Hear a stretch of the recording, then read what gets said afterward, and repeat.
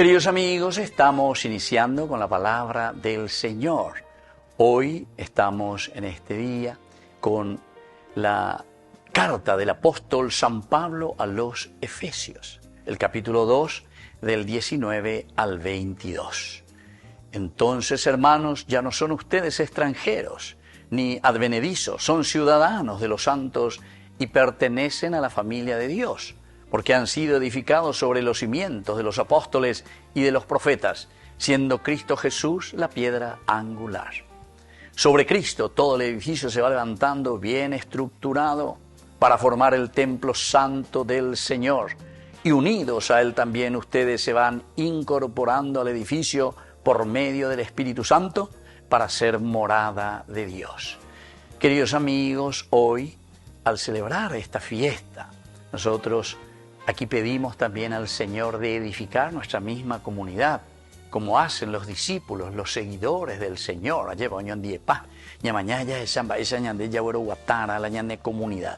Nosotros ya no somos extranjeros, dice.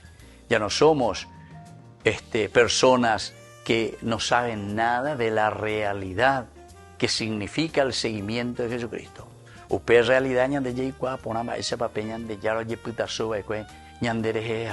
Incluso hasta entregar su vida en la cruz por nuestra salvación. Y por eso es que estos apóstoles también son capaces de dar su vida por la humanidad, de dar su vida por la misma comunidad. Y por eso nos dicen, nosotros no somos extranjeros, que este es nuestro papel.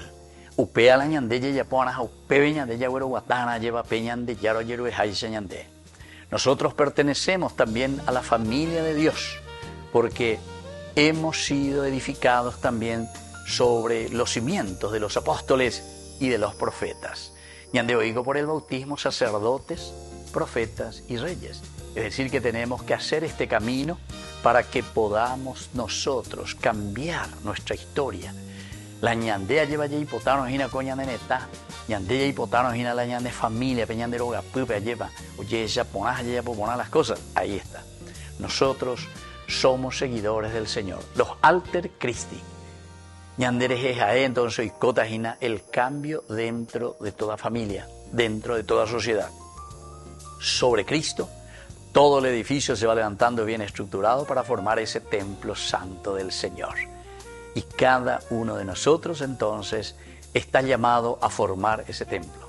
Y ese templo ya lo somos nosotros, porque somos nosotros que con nuestras actitudes,